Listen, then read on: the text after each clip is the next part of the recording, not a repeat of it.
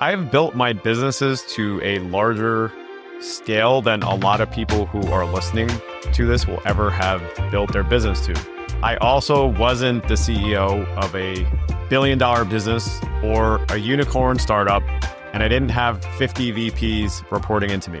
But I do understand what it looks like to hire people. I know what it looks like to build a culture. I do know what it looks like to have a team, to invest into that team, to build a leadership team, to delegate, and to do the things that a lot of people won't ever do as freelancers, solopreneurs, consultants, people that are running even smaller agencies or even small firms where they don't really truly have people on payroll. So I feel very justified when I talk about this topic of why hiring is not a badge of honor, because I have been to both extremes. I have been the person that is hired. I have been the person that has built to seven figures without any employees. I have been the person who has built solo businesses. My current business, the umbrella way I describe it, the category that I created is called the remote solopreneur. But it doesn't mean that we have to do things all by ourselves, that we can't have any help, or even in some cases, have contractors that are full-time or employees. Even today in 2025, there is this belief that you are not a real business or that you are not growing unless you are hiring. And I just do not believe that hiring is a badge of honor or a badge of success. In fact, people hire too soon all the time. And before you tune out on this, you're hiring in different ways. It doesn't mean that you just put someone on payroll. Having an employee doesn't mean hiring. You could get a contractor who's helping you with something. You can hire a quote unquote business coach. You'll learn how I feel about that term. You could be hiring essentially AI or a tool to do a job. And even some of the AI agent platforms now actually say, why don't you hire our AI agents to do this job at a fraction of the cost? So the reality is that most people hire too soon within that lens and within that context to outsource things that they should not be outsourcing, to give away parts of the business that they should not be giving away yet. I want to give you 3 practical things to look at in terms of when you actually should consider hiring, not again, just putting people on payroll, but it might be something like that. Because as I said, pretty much everyone hires too soon in their business. I've seen people that would describe themselves as agencies that are making a few $100,000 a year and not even paying themselves 6 figures. I've seen 7-figure businesses where the owner is taking home less than $100,000 a year, hired too soon, gave away parts of the business, had some things missing that we need to talk through today. So here's the first thing that I would suggest you have in your business before hiring. And this really is probably the one that's going to look more at putting someone on payroll or having significant people-related costs. But you absolutely have to have a way to generate business consistently before you ever consider hiring and having a significant part of the expenses being people in either a contract or a payroll capacity. Why is this important? Because I have seen and I have experienced the times where you have a certain thing happening. Maybe you got picked up on some PR thing. You announced that you were leaving your job and you got a bunch of leads. You got a bunch of people that kind of fell into your lap as leads. And then you continued forward with that one thing that wasn't truly scalable, that was really more exclusively and only word of mouth, when you probably don't have a business based on the number of clients that you have that can grow consistently that way. So you kind of went forward. Another thing came in. It was a significant client. You started really doing a lot of work for that client. They became what I call an anchor client. They're paying you over 20% of your revenue, which is not a good thing. And you have a risk there. But that company maybe wanted more and more. I call it the hungry dragon again. But that one client could be a hungry dragon that really just every time you have more capacity, they take more capacity. Maybe you even have a bunch of contractors that are working for that particular client. And then, oops, something happens, that client goes away, and now you don't have another way to backfill that client quickly. There are a bunch of different ways to generate business consistently. At some point, you want to have multiple channels that are working. I talk about it as having one channel that you dominate or saturate, have two that are warming up, including one that you own.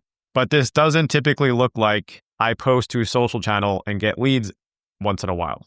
This also doesn't necessarily look like I have search engine optimizations that wind up getting me some clients and they don't come in with any frequency or regularity because that's not what SEO is about. By the way, I do those things.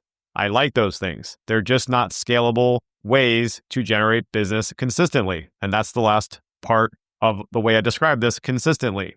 Do you have a way to scale up leads if you wanted to scale up more leads? This also doesn't mean blasting the internet with cold messages all the time in a way that is not going to generate responses and reflect negatively on your business. There are ways to do each of these different kinds of marketing that actually will drive success. I teach people what does it look like to actually reach out to someone in a human way, in a personalized way that will generate interest even if they don't know your name. Obviously, if they do know your name, it's going to go even better. But I even have clients today who have teams, who have payroll, who actually have payroll costs, struggle and are more stressed out because they don't truly have that way to generate business consistently. We're working on it now and they're making progress on it, but they didn't have that way to truly generate business consistently. And now they're in a spot where they really need that to work because they have payroll costs. So you need to have that working really well for yourself. If you are a solopreneur, consultant, a founder, coach of a smaller business or a solo business, you need to have that thing working first before you even think about hiring with regards to having contractors or having employees. And by the way, as a side note, a channel might perform really well for a while and then it might not, which is why we have the two warming up. I've been through that multiple times in my business, including overly relying on Google and SEO in my agency. And then they made a change. We called it the Yelpification of search results for agencies, where they started to put directories ahead of people like myself when I had all of the top search engine results. And that had a big impact on my business. Or even more recently, as algorithms change across social networks, there were really the free glory days where there was almost unlimited traffic. And then, oops, they really want you to pay to play, which happens pretty much all the time. So thankfully, I subscribe to my own philosophy here and I've had multiple different channels. And now I just use different channels. I still use some of those channels, but they're not my primary channels as much. Okay, number 2. This one is really focusing on a best practice that I learned during my agency days because I needed to have some metrics and KPIs to understand when I should start looking at bringing someone onto the team. If I looked at my current team and I looked at my current performance relative to something that we talk about as revenue per headcount or revenue per employee, we had a metric that we'd look at. And I obviously would talk to other people in the industry that were friends, or even in certain cases, they maybe were building something similar to me. And we compare notes and also knowing what does it look like on the market. Let's start with the ones that are crazy numbers, just to kind of show you what it looks like at the highest level. When you look at companies, and some of the data here is a little bit dated, but it's all within the last 2 or 3 years. NVIDIA, 3.6 million revenue per employee. Netflix, 2.5 million. Apple, 2.4 million. Meta, 2.4 million. Alphabet, Google, 1.8 million. You get the point. If you move into private SaaS, it's quite a bit lower. It can go all the way down to 125K.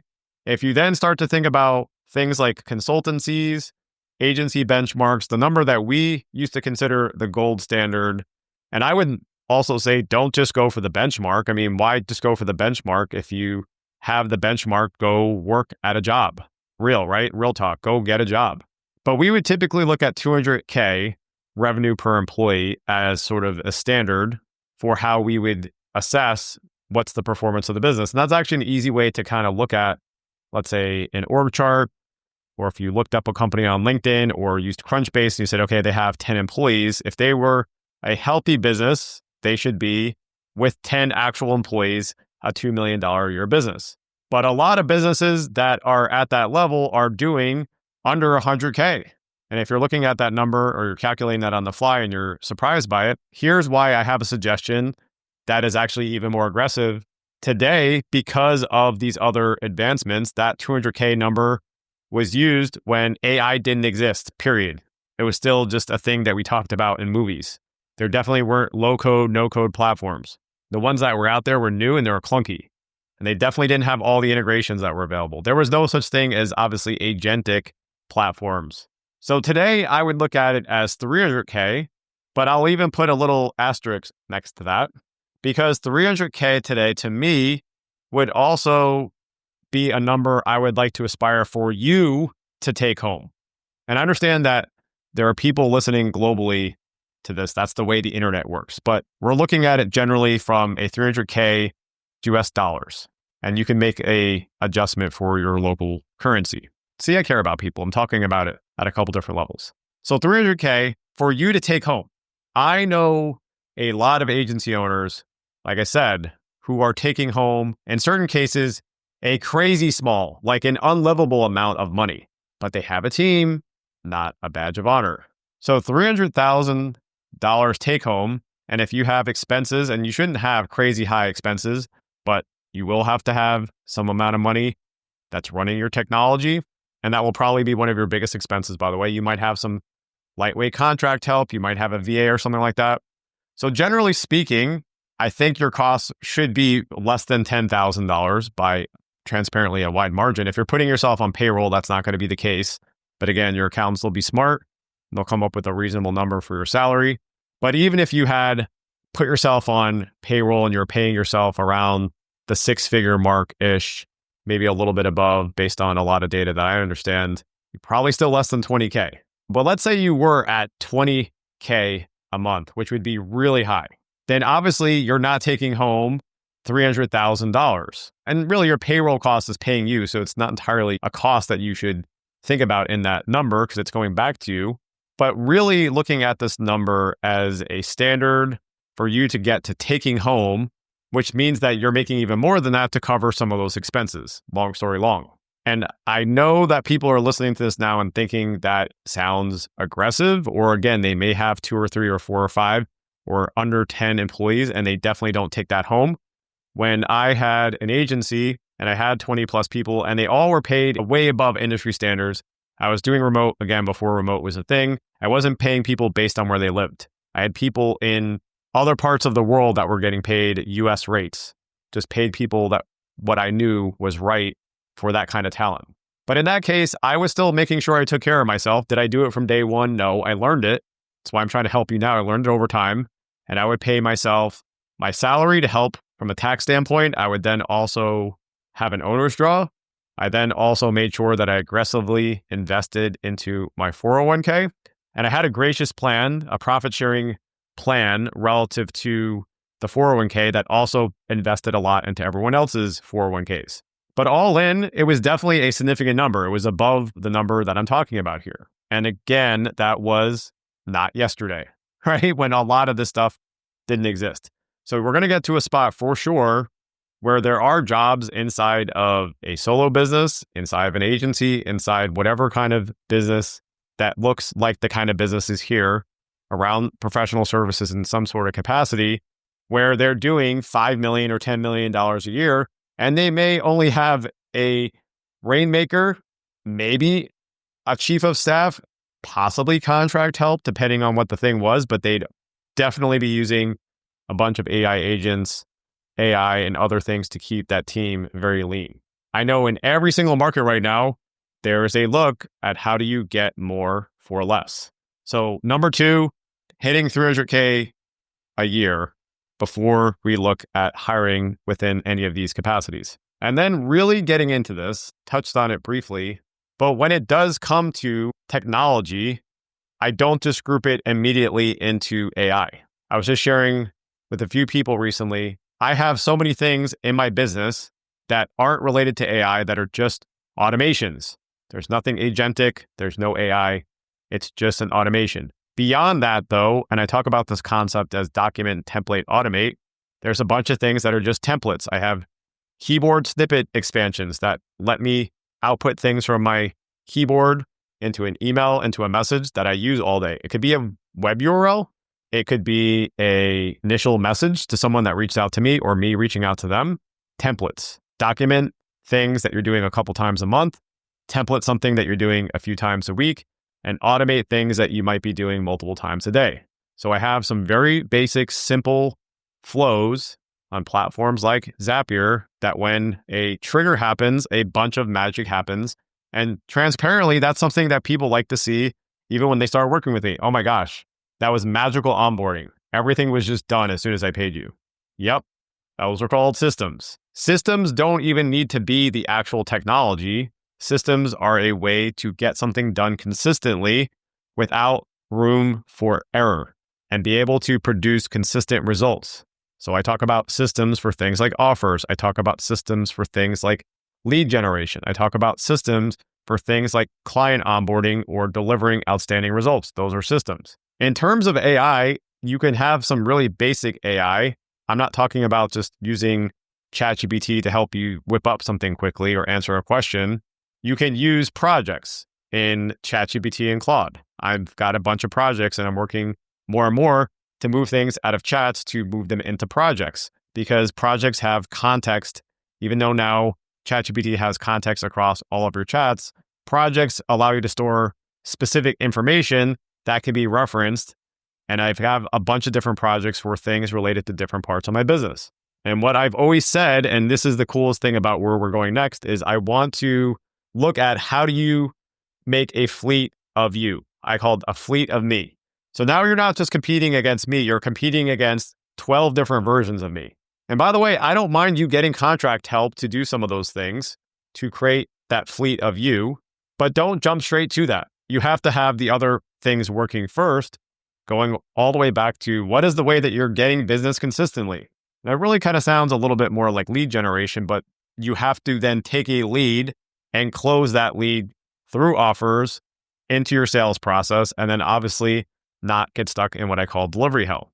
So we need to make sure before we jump to the more sophisticated things that you're asking for, especially in social places like LinkedIn, everyone's commenting for these viral lead magnets, and you don't even know, or if I asked you, what is the simple way to describe what you do, you couldn't describe it to me, but you want to comment for this elaborate flow on one of the automation platforms when you don't understand that. Doesn't make sense. I think we are going to get to a place where the kind of contract help and the kind of help we're looking at might even be people that are just experts on some of these things. Do you really want to hire a VA who might make mistakes and takes a long time to get up to speed? Or can you hire someone and contract someone who can build you an agentic VA who loads in all of your knowledge and the ways that you describe things and creates that for you in an afternoon? We're not going to go deep into that today. I have talked a little bit about this in the past, and we'll definitely talk more about it. But you can see why, especially going into what I call building the 2030 company, that hiring is not going to be a badge of honor. I'm always researching, I'm always learning, and I came across something recently, and I'm still digging into it. But essentially, it was someone that was like, I have 27 agents working for me, and they all do these different things. I'm probably the only person on earth that is doing things at this scale with agents and at this revenue level. And this person, I think, had a few different ventures. If I knew their name, I would say it. Just something that I bookmarked. That is the world that is coming faster and sooner and quicker than you realize. So I don't want to hear this, which is in some ways part of what prompted this conversation, although I've talked about this in the past, not necessarily on the podcast. Oh, well, I don't know. I have someone else that does that for me, and that's why they did it. You don't know. You're outsourcing something to a low-level person who makes considerably less than you and assuming that they're going to produce results that are going to drive you to a new place in your business doesn't make any sense. That's why I've always been, as I started this business, very down on VAs. And there are some phenomenal VAs and EAs, and I know they're out there. But you should not work with that kind of person unless they are executing against your playbooks and your systems and the things that work in your business. I know because I talked about this at the beginning of this conversation. I've hired before. You don't hire someone in that is someone who's going to not be an equity owner and someone that's going to make considerably less than you as the owner and say, I'm going to give you this thing and assume you're going to do a better job at it than I do. I'm going to give you this thing. And even though you're making a fraction of what I make as a VA, an EA, or a low-level person, it's a significant part of my business and just hope it all goes to plan. Why would you do that? Doesn't make any sense. Those things are for acceleration. And that is actually kind of where we'll land this conversation, is that hiring to me is about when you are ready to hit the gas. It is not, let me throw some bodies at this problem and hope that things get better. That's a quick way to have a very high payroll cost or a high people cost and not have you take home the money for all that hard work. So please, as we push to being a 2030 company, realize that hiring is not a badge of honor. It is not a sign of success. I don't care if you have family members that tell you that. You learned that your whole life. That's not where we're going. 3 steps before hiring. Have a way to generate business consistently, hit 300K plus a year. Ideally, that's actually your take home, but not always at that stage. And think about systems, not just AI, but systems, AI, and then eventually you get into the agentic world and possibly some contract help or possibly someone who can fill in gaps because they've actually been there, done that. So thanks as always for hanging out in this conversation. I love talking about this stuff. If this is something that you appreciate and you're learning something, if you got a nugget, let me know. Feel free to send me a note or leave a rating or review. And I look forward to having another conversation soon on how to grow without hiring.